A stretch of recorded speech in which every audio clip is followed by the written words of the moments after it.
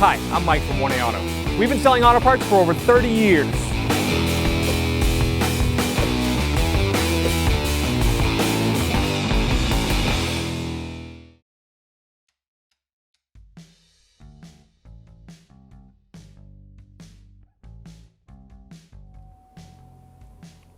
Change out these courtesy light bulbs.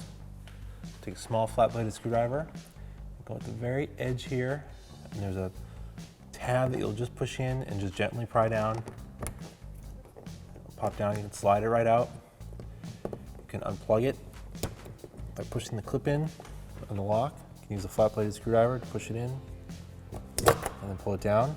You don't have to unplug it to change the bulb, but it might make it easier so you're not working over your head. But you can just pull it out kind of carefully. If you need to, you can pry it out with that small flat-bladed screwdriver. Just gently push it out of here. That's a little 194 peanut bulb. You can take it, push it right back in. Both these lamps come out the same exact way. Plug it back in, push it up in, and snap it into place. Thanks for watching. Visit us at 1AAuto.com for quality auto parts, fast and free shipping, and the best customer service in the industry.